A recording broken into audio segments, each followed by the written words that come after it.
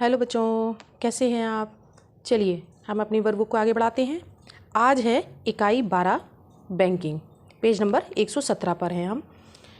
निम्नलिखित कथनों में से सही और गलत कथनों का चयन कीजिए। क्या कहता है पहला पॉइंट, भारत में अल्पसंख्यक को खाता खोलने का अधिकार नहीं है। ये गलत है बच्चों, ठीक है।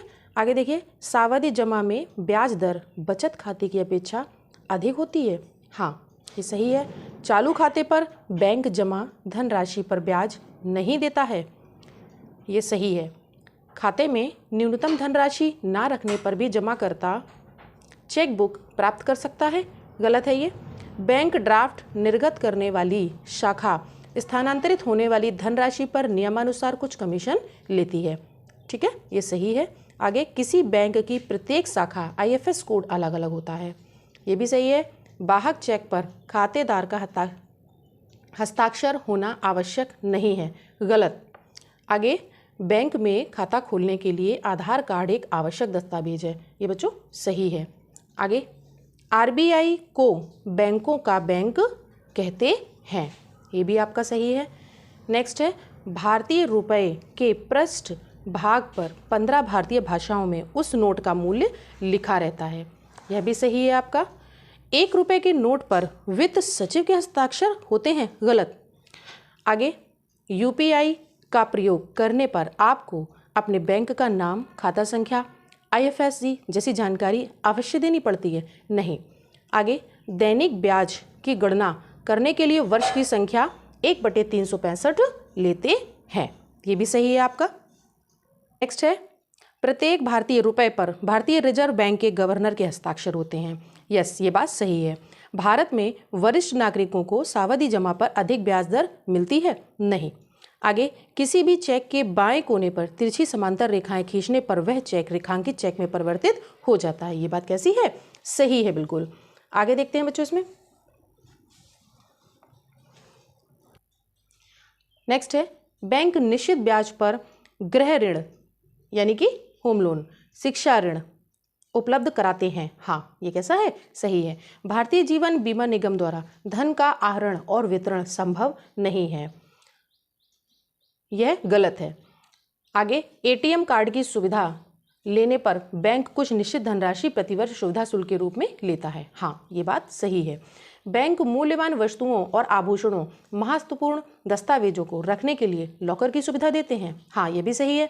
आंध्रा बैंक और कॉरपोरेशन बैंक का विलय यूनियन बैंक ऑफ इंडिया में हुआ है। यह भी सही है। 12 दिसंबर 2018 शक्तिकांत दास ने भारत के 25वें रिजर्व बैंक के गवर्नर के रूप में कार्यभार संभाला। यह भी आपका बच्चों सही है। आगे, वर्तमान में भारत में राष्ट्रीयकृत बैंकों की संख्या 15 है। गलत, 12 है। आगे देखिए, इलाहाबाद बैंक 1 अप्रैल 2020 से इंडियन बैंक में परिवर्तित हो गया है। यह बात भी सही है। भारत का सबसे पुराना राष्ट्रीयकृत बैंक पंजाब नेशनल बैंक है। गलत। सेकंड क्वेश्चन है बच्चों, निम्नलिखित शब्दों के संक्षिप्त रूप का विस्तारित रूप लिखिए। यहाँ पर शॉर्ट फॉर्म में दिए हुए हैं, इनको हमें फुल फॉर्म में लिखना है। देखिए जरा, RBI क्या होता है? Reserve Bank of India. UPI का मतलब यूनिफाइड पेमेंट्स इंटरफेस। ATM का मतलब ऑटोमेटेड टेलर मशीन। DD यानी डिमांड ड्राफ्ट। IFSC यानी इंडियन फाइनेंशियल सिस्टम कोड। भीम का क्या है? Bharat interface for money. आगे, NPCI National Payments Corporation of India. MICR का क्या है? Magnetic ink character recognition. OTP का मतलब one time password. SMS short message service. आगे, LIC इंडिया क्या है? Life insurance corporation of India. आगे आइए बच्चों, तीसरा प्रश्न। इसमें कह रहे हैं कि नोटों का मूल्य यहाँ लिखा हुआ है और नए नोटों में अंकित महत्वपूर्ण चित्र मिलान कीजिए। ये तो बहुत इजी है। आगे देखते हैं, फर्स्ट 2000 रुपये। इसमें कौन सा चित्र बना हुआ है? इसमें बच्चों मंगलयान का चित्र बना है। ठीक है। 500 रुपये में कौन सा बना हुआ है? 500 के नोट में लाल किला बना हुआ है। 200 रुपये में हमारे पास सांची का स्तूप नोट में बना हुआ है। 100 रुपये के नोट में क्या बना है?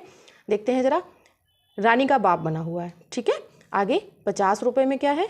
50 रुपये में हम्पी का चित्र बना हुआ है। 20 के नोट में क्या है? 20 के नोट में बच्चों एलोरा की गुफाएं बनी हुई हैं। ठीक है।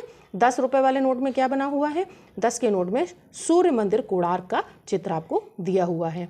आगे 5 रुपये के नोट में इसमें खेत जोता किसान और 2 रुपये में राष्ट्रीय पशु बाघ का चित्र है। आगे नंबर 4, मोहन, सोहन और रोहन को क्रमशः इतने इतने और इतने बैंक में रुपए जमा करने हैं। नीचे दी गई जमा पर्ची पर उनके द्वारा जमा की जाने वाली धनराशि को जमा पर्ची पर दिए गए विवरण के अनुसार भरिए। देखिए बच्चों, यहाँ पर ये दिया हुआ है हम लोगों को एक जमा पर्ची का रूप, ठीक है। इसमें यहाँ पर एक डॉटेड होता है जो कि इतना हिस्सा आपके पास रह जाता है, बैंक आपको दे देती है, और आगे ये वाला बैंक में जमा होता है। तो देखिए इसमें क्या क्या करते हैं, पहले हम तारीख डाल देते हैं, जो शाखा यानी कि जहाँ की बैंक है, जिस ब्रांच में, वो उसका नाम डाल देते हैं हम। यहाँ पर हम कौन सा डालेंगे, अपना अकाउंट का टाइप, सेविंग अकाउंट है। आगे देखिए आपका अकाउंट नंबर आप यहाँ से फिल करिए, क्यों, क्योंकि यहाँ से हो सकता है एक आधा अंक कम रह जाते हैं। यहाँ पर आप क्या लिखेंगे, अपना नाम लिखेंगे, क्योंकि आप अपने अकाउंट में पैसे डालने हैं या किसी और के अकाउंट में डालते हैं, ठीक है, तो उसका नाम। आगे यहाँ पर रकम हिंदी में यानी शब्दों में। फिर यहाँ पर एक बार शाखा आपसे पूछता है, यहाँ पैसे लिख देंगे आप, फिर कुल धनराशि एक बार फिर लिखेंगे, कोड नंबर क्या है वह लिखेंगे, बैंक का यहाँ पर देंगे, 6 डिजिट्स आपकी अलग होती हैं लास्ट की। मोबाइल नंबर आप अपना देंगे, यहाँ पर अगर आपसे पैन नंबर मांगता है पैन नंबर देंगे जब अधिक धनराशि होती है तब, ठीक है। और यहाँ पर देखिए फिर आप जमा करता यानी आप अपने साइन भी यहाँ पर करेंगे। और इसी प्रकार से यहाँ पर भी क्या है, शाखा का नाम और खाता प्रकार, खाता संख्या, आपका नाम, धनराशि और शब्दों में भी धनराशि, अंकों में भी और शब्दों में भी। ये पर्ची आपको सुरक्षित दे दी जाती है मोहर लगा करके, ठीक है बच्चों। तो यहाँ पर मैंने 4313, तो ये जो मोहन के लिए था उसका बना दिया है। यहाँ पर 2 और दिए हुए रकम, जिसके लिए इन्होंने यहाँ पर आपको ये देखिए 2 फॉर्म आपको इस पेज पर दिए हुए हैं इस तरीके से। तो जैसे ये फिल है बिल्कुल सेम आप इसी तरीके से इसको कंप्लीट कर लेंगे। ओके, आगे चलते हैं। 5 नंबर में क्या है, पूनम और सोनम अपने विद्यालय की फीस और अन्य खर्चों के लिए रुपए निकालने बैंक जाती हैं।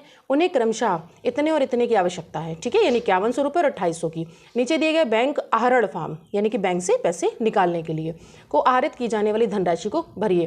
देखिए बच्चों, यहाँ पर डेट दी होती है, यहाँ पर आप ब्रांच लिखेंगे, जो भी आपकी ब्रांच है, कुछ भी मैंने नाम लिखा हुआ है। आगे देखिए यहाँ पर अकाउंट नंबर आपका फिल करेंगे, उसके बाद में यहाँ पर धनराशि लिखेंगे अंकों में, यहाँ शब्दों में, ठीक है। फिर एक बार इंग्लिश में भी दिया हुआ है इसको, अंकों में और शब्दों में। और उसके बाद यहाँ फ़ोन नंबर आपका यानी मोबाइल नंबर, यहाँ पर आपके हस्ताक्षर, ठीक है। पूनम का यहाँ पर 5100 का दिया हुआ है। नेक्स्ट में देखिए एक दूसरा फॉर्म और दिया है जो कि सोनम के लिए है, और यहाँ पर धनराशि 2800 हो जाती है, हाँ 2800 रुपये मात्र। अकाउंट नंबर, डेट, ब्रांच और यहाँ मोबाइल नंबर और आपके सिग्नेचर। बच्चों आपका 174 नंबर पेज तक कंप्लीट हो चुका है, ठीक है। आज के लिए इतना ही, बाकी का नेक्स्ट में।